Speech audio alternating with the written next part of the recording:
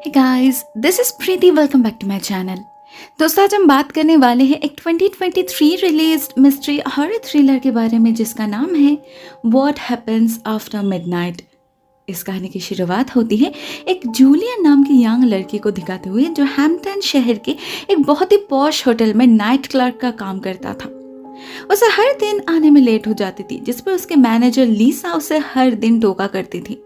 लेकिन वो भी बेचारा क्या करे, दिन भर काम करता था। वो दो दो फुल टाइम जॉब थे उसके, फिर रात में यहाँ आता था। अब ऐसे में परफेक्टली टाइम मैनेज कर पाना थोड़ा मुश्किल तो होगा ही ना। लीसा उसकी हालत समझती थी, इसलिए उसने कभी अथॉरिटी को इन्फॉर्म नहीं करी। वैसे भी थोड़ा लेट करने के अलावा जूलियन के खिलाफ और कोई कंप्लेन भी तो नहीं था। ऑन दी अदर हैंड, अगर मजबूरी नहीं होती तो जूलियन खुद ही इस जॉब को छोड़ना चाहता था, क्योंकि ये काम बहुत बोरिंग लगता था उसे। रात के समय यूजुअली ज़्यादा कोई काम होता नहीं था, ऊपर से ऑफ सीजन भी चल रहा था, जिस वजह से लोगों का आना जाना भी काफ़ी कम हो चुका था। तो ऐसे में पूरी रात कंप्यूटर के सामने बैठे बैठे स्क्रीन को घूरना किसे पसंद होगा। बहुत लोनली फील करता था जूलियन। उसने कई बार लीसा से कहा भी था कि उसका कोई पार्टनर अपॉइंट करने के लिए, लेकिन कोई मिला ही नहीं। ऐसे में एक रात जब वो अपने सारे यूजुअल काम खत्म करके बैठा था तो रात के ठीक 12 बजे एक लड़की एंटर करती है उस होटल में, और करते ही डायरेक्टली लिफ्ट की तरफ जाने लगती है। काफी कंफ्यूज्ड लग रही थी वो, और उसके कपड़े भी काफी क्लमजी थे। जूलियन उसे ग्रीट करता है तो वो कोई जवाब नहीं देती, इनफैक्ट उसकी तरफ देखती भी नहीं, ऐसे उसे कुछ सुना ही नहीं दी। तो जूलियन फिर से पूछता है, आपको कहाँ जाना है, कि आप चेक इन करना चाहते हो? तब जाके होश लौटता है उस लड़की का। वो कहती है उसका नाम हेलेना है और वो ऑलरेडी एक गेस्ट है इस होटल में, रूम 320 में रह रही है वो, लेकिन उसने चाबी कहीं खो दिया है और उसके पास कोई आईडी भी नहीं है। अब ये सुनकर जूलियन पड़ जाता है मुश्किल में, क्योंकि किसी आईडी प्रूफ के बिना वो किसी को अलाउ कैसे कर सकता है। मगर हेलेना को देखकर उसे मना भी नहीं कर पाता। एक एक्स्ट्रा चाबी दे ही देता है उसे, और तो और उससे पूछ भी लेता है वो इतने परेशान क्यों दिख रही है, सब कुछ ठीक तो है ना। लेकिन हेलेना कुछ नहीं बताती, हड़बड़ी में एक अजीब सी स्माइल देकर निकल जाती है। इधर जूलियन भी फिर से लग जाता है अपने काम पे। वही कॉरिडोर का चक्कर काटना, थोड़ी बहुत सफाई का ध्यान रखना, गेस्ट को अटेंड करना, कॉफी मशीन फिलअप करना, बस हर रात यही तो चलता रहता है। लेकिन उस रात एक और अजीब हादसा होता है। उसे एक कॉल आता है जिसमें पहले तो बस सांसों की आहट सुनाई दे रही थी। जूलियन हेलो हेलो करता ही रहता है, लेकिन कोई रिस्पॉन्स ही नहीं आता। फाइनली फोन के उस पार से सुनाई देती है एक भारी आवाज, किसी आदमी की, जो पूछता है क्या एनाबेल है वहां। अब ये एनाबेल कौन है जूलियन को कोई आइडिया नहीं था, तो वो फोन काटने की कोशिश करता है, लेकिन वो आदमी बहुत डेस्परेट साउंड कर रहा था। बार बार बस एक ही सवाल पूछता जा रहा था कि उसे जानना है एनाबेल वहां है या नहीं। उसके बाद अचानक ही कॉल अपने आप ही कट जाता है। जूलियन को कुछ समझ नहीं आता, और ना ही वो इस बात को इतना इम्पोर्टेंस देता है। होगा कोई पागल मजाक कर रहा होगा, प्रैंक कॉल समझकर बात को कंप्लीटली इग्नोर कर देता है जूलियन। बाकी की रात और कुछ नहीं होता। अपना शिफ्ट खत्म होते ही जूलियन घर के लिए निकल जाता है। अगली रात फिर से उसे आने में लेट हो जाता है, जिस पर लीसा फिर से उसे टोकती है, लेकिन साथ में इस बार वो जूलियन को कुछ अच्छे एडवाइस भी देती है कि उसे अपने ऊपर इतना प्रेशर नहीं लेना चाहिए। 3 फुल टाइम जॉब्स एक साथ कंटिन्यू करना आसान थोड़ी ना है।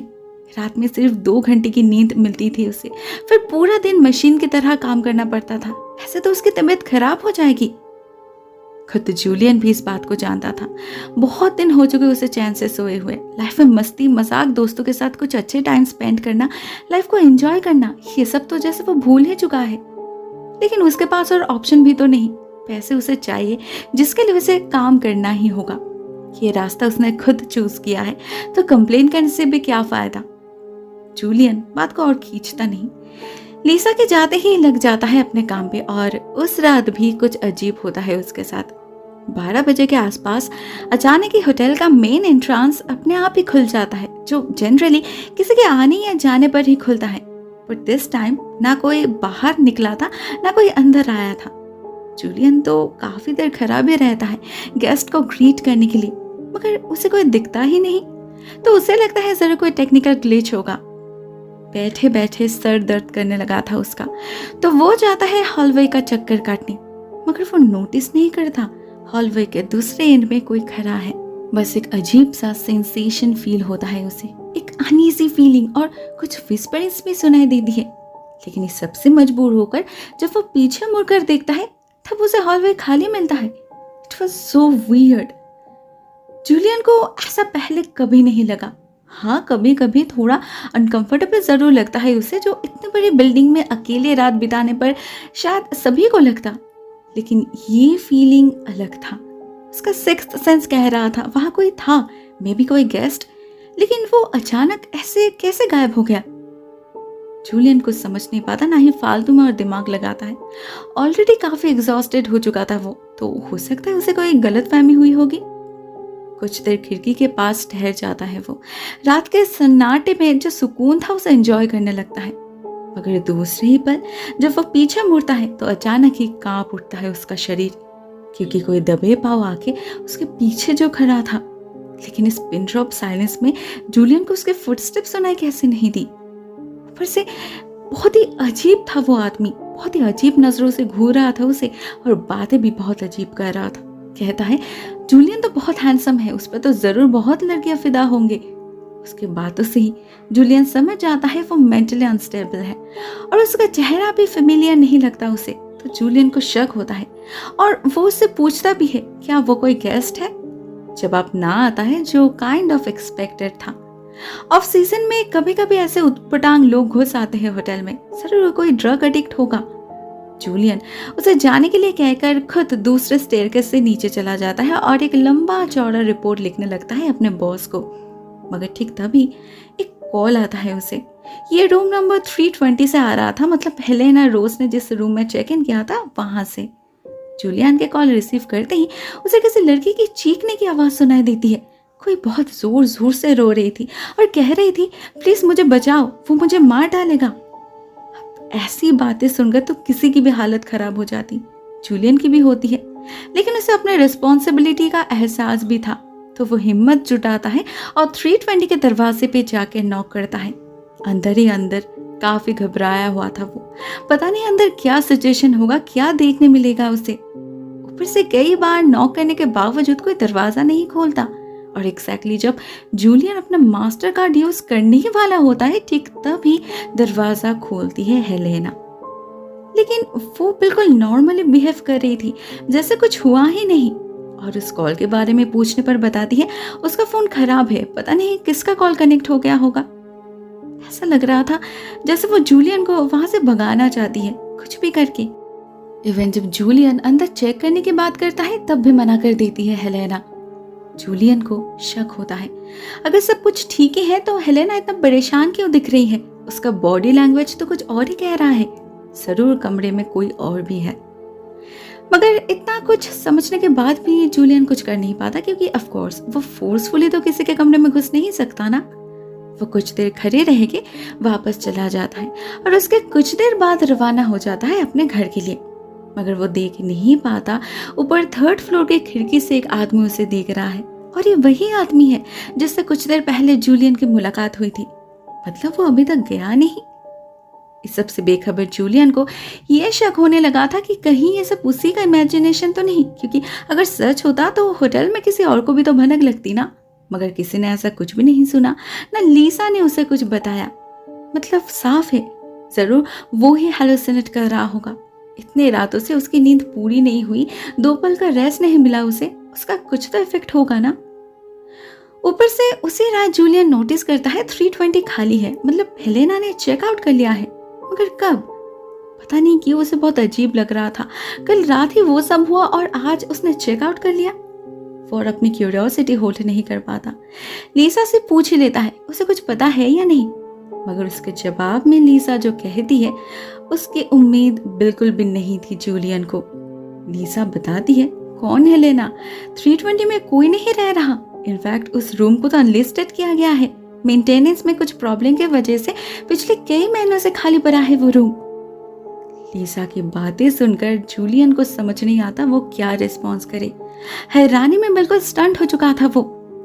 तक उसे लग रहा था कि वो कॉल उसका इमेजिनेशन था, लेकिन वो एक जीता जागता इंसान को कैसे इमेजिन कर सकता है, वो भी जिसे वो जानता भी नहीं। जरूर कहीं कोई गड़बड़ है, कोई ना कोई मिसअंडरस्टैंडिंग जरूर चल रहा है यहाँ पर। लेसा को वो और कुछ नहीं पता था, लेकिन उसके जाते ही सबसे पहले रिकॉर्ड चेक करता है जूलियन। मे बी हेलेना किसी और रूम में है, लेकिन उसे ये नाम रिकॉर्ड में कहीं नहीं मिलता और 320 भी खाली ही शो कर रहा था। मगर ये पॉसिबल कैसे हो सकता है? जूलियन इतना कंफ्यूज्ड हो चुका था कि उसे सच और झूठ में फर्क समझ ही नहीं आ रहा था। सब कुछ धुंधला सा लग रहा था उसे। उसने पिछले कई रातों से जो कुछ भी देखा या सुना वो सब झूठ था, उसकी दिमागी उपज। तो क्या वो पागल हो रहा है? इसका जवाब ढूंढते ढूंढते जूलियन वहां पहुंच जाता है जहां सभी सवालों के जवाब मिलते हैं, इंटरनेट। और वहीं पर जूलियन को अपना जवाब भी मिल जाता है। जैसे वो हेलेना रोज नाम से सर्च करता है, उसे एक न्यूज रिपोर्ट मिलता है जिससे पता चलता है इस लड़की की तो मौत हो चुकी है ऑलमोस्ट 25 साल पहले, वो भी इसी होटल के रूम 320 में।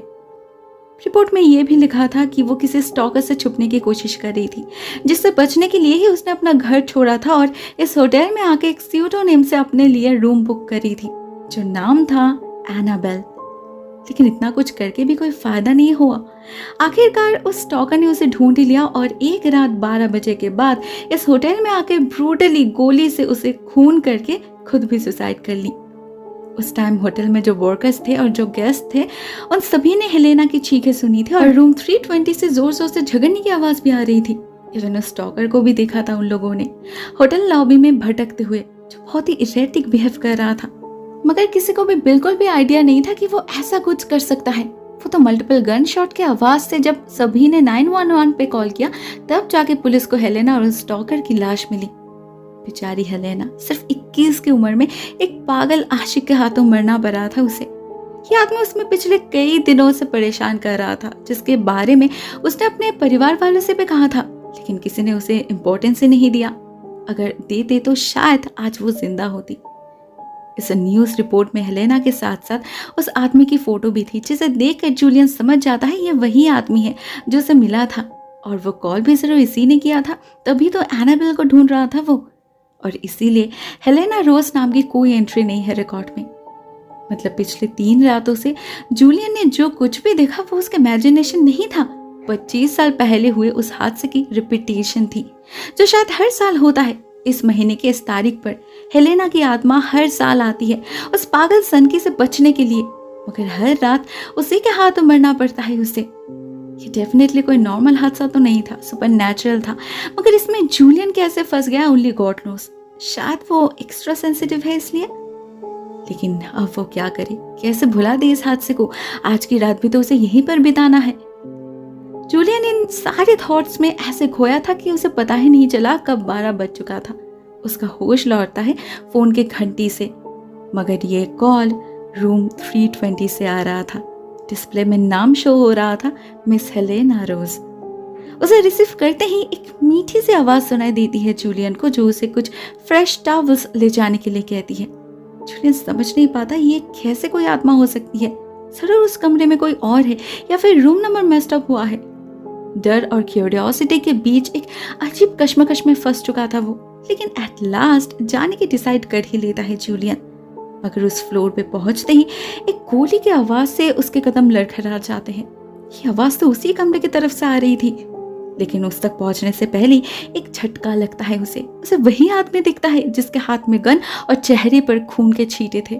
पागलों जैसे चिल्ला रहा था वो, कह रहा था मैं ऐसा नहीं चाहता था, उसने मुझे मजबूर किया। अब वो क्या नहीं चाहता था वो तो जूलियन को भी पता था। ये भी पता था कि ये आदमी कोई इंसान नहीं, उसकी परछाई है। फिर भी उसके गन देखकर घबरा जाता है जूलियन और उसे शांत करने की कोशिश करता है, मगर वो उस हालत में था ही नहीं। जूलियन के सामने आते ही अपने आप को गोली मार के सुसाइड कर लेता है वो, एग्जैक्टली उस रात की तरह, और देखते ही देखते गायब भी हो जाता है।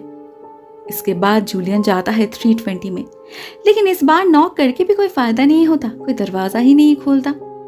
जूलियन अपना कार्ड यूज करता है और कमरे में एंटर करता है। अंधेरे में कुछ भी दिखाई नहीं दे रहा था उसे, तो वह अपने फोन का फ्लैश लाइट ऑन करता है और पूरे कमरे को अच्छे से चेक करने लगता है, मगर वो ख्याल नहीं करता कोई छुपके से उसके पीछे कमरे में एंटर किया है। एक लड़की जिसके आते ही अचानक जूलियन के फ़ोन की लाइट ऑफ हो जाती है और अंधेरे में उसे सुनाई देती है एक लड़की की आवाज़, जो रोते रोते उससे कहती है, तुमने उसे क्यों नहीं रोका, क्यों नहीं बचाया मुझे? मैंने कितनी बार सबसे कहा था, किसी ने मुझ पर यकीन नहीं किया। तुम सब एक जैसे हो, तुम्हारे कारण आज मेरी ऐसी हालत है। जूलियन समझ जाता है ये हेलेना की वेंचफुल स्पिरिट है, जो सबको अपने मौत के लिए जिम्मेदार मानती है, सबसे नफरत करती है वो, और सबसे अपने मौत का बदला लेना चाहती है। अब वो किसी को भी नहीं छोड़ेगी। उसे कोई फर्क नहीं पड़ता सामने वाला सच में गुनहगार है या नहीं, उसके लिए तो सभी सेम है। लेकिन जब तक जूलियन को इस बात का एहसास होता है तब तक बहुत लेट हो चुका था। वापस लौटने का दरवाजा बंद हो चुका था। तो इसका अंजाम कैसे अच्छा हो सकता है? बहुत मुश्किल से फोन का फ्लैशलाइट फिर से ऑन करता है जूलियन और कमरे के कोने कोने में हेलेना को ढूंढने लगता है। उसके रोने की आवाज़ को फॉलो करके उसे लोकेट करने की कोशिश करता है ताकि बात करके उसे शांत कर सके, लेकिन ऐसा पॉसिबल नहीं था। इतने सालों से बदले की आग में जल रही एक आत्मा इतने आसानी से शांत नहीं होने वाली। तो उसका नतीजा भी भुगतना जूलियन को ही पड़ता है। अपने क्यूरियोसिटी की बहुत बड़ी कीमत चुकानी पड़ती है उसे, अपनी जान देकर। हेलेना की आत्मा उसी रात उसी कमरे में उसे मार डालती है। अगर आज वो वहां नहीं जाता तो शायद ये सब कुछ नहीं होता, शायद जूलियन जिंदा भी रहता। लेकिन अपने किस्मत से कौन भाग सकता है? ना कभी हेलेना भाग पाई थी, ना आज जूलियन भाग पाया। तो क्या ये सिलसिला ऐसे ही चलता रहेगा? God knows.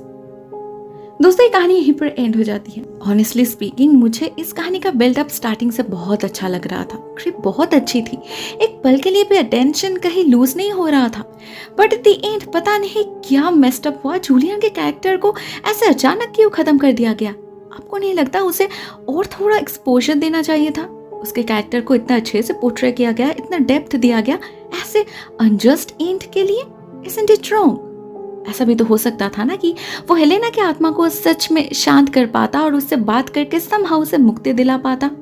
बाद में किसी तरह से सबको जूलियन की सच्चाई पता चलती और उसे थोड़ा प्रेस मिलता जो शायद वो डिजर्व भी करता है। हो सकता था ना ऐसा? दोस्तों, आपको ये कहानी कैसी लगी, स्पेशली एंडिंग? कमेंट सेक्शन में अपने थॉट्स शेयर जरूर करना। आज के लिए बस इतना ही दोस्तों। Thank you so much for watching this video. बहुत जल्द मिलता है किसी और नई वीडियो के साथ। तब तक के लिए टेक केयर, टाटा।